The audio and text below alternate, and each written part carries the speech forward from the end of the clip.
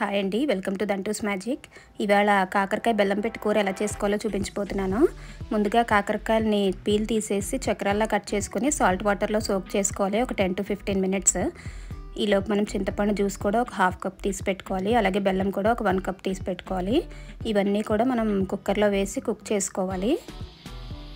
ఇలా సోక్ చేసుకున్న కాకరకాయ ముక్కలు అలాగే చింతపండు జ్యూస్ తీసి పెట్టుకున్నాం కదా, అది కూడా వేసుకోవాలి.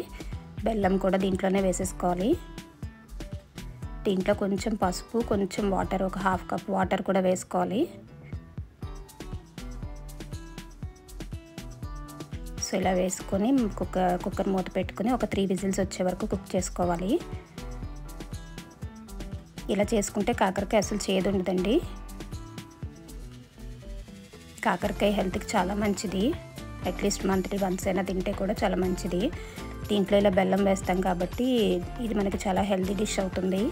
సో ఇలా కుక్ అయిపోయిన తర్వాత వాటర్ వస్తాయి కదా, మనము ఇలా పీసెస్ తర్వాత వాటర్ని సెపరేట్ చేసి పెట్టుకోవాలి.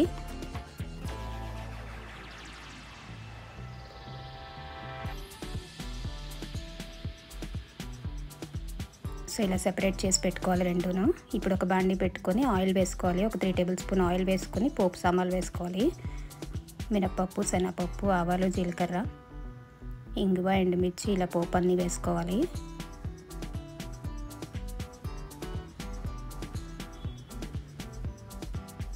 ఈ పోపు కొంచెం ఫ్రై అయ్యే వరకు ఫ్రై చేసుకొని తర్వాత కరివేపాకు, పచ్చిమిర్చి వేసుకోవాలి.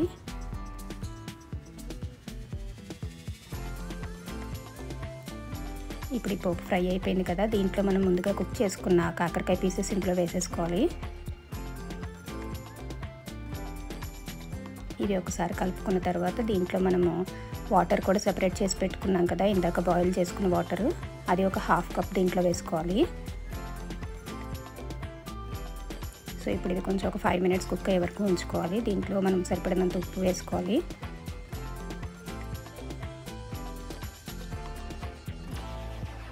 ఇప్పుడు మిగిలిన వాటర్లో మనము రైస్ ఫ్లోర్ ఉంటుంది కదండి, ఒక స్మాల్ కప్ దీంట్లో వేసుకోవాలి.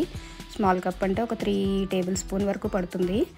బియ్యపిండి వేసుకొని బాగా మనకి ఉండలు లేకుండా కలిపేసుకోవాలి. సో ఇలా ఉండలు లేకుండా కలిపేసుకోవాలి దీన్ని.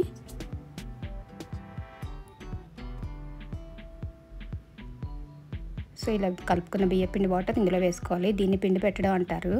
ఇలా పిండి పెడితే మనకి కూర అంతా దగ్గరికి హత్తుకున్నట్టు వస్తుంది. ఇది వేసుకున్న తర్వాత ఒక 5 మినిట్స్ కుక్ చేసుకోవాలి. సో ఇప్పుడు ఇదంతా కుక్ అయిపోయింది కదండి, బాగాను దగ్గరకు వచ్చేసింది. ఒకసారి టేస్ట్ చూద్దాం ఎలా ఉందా ఇది. వావ్, అన్నీ కరెక్ట్గా సరిపోయండి.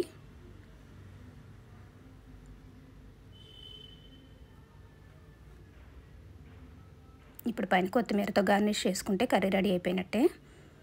ఇలా కొత్తిమీర వేసుకుని ఒకసారి కలిపేసుకోవడమే. ఇంతేనండి, ఎంతో టేస్టీగా ఉండే కాకరకాయ తీపి కూర రెడీ అయిపోయింది. మీరు కూడా ట్రై చేసి చూడండి. వీడియో కనుక నచ్చితే లైక్ చేయండి, ఛానల్ సబ్స్క్రైబ్ చేయడం మర్చిపోకండి.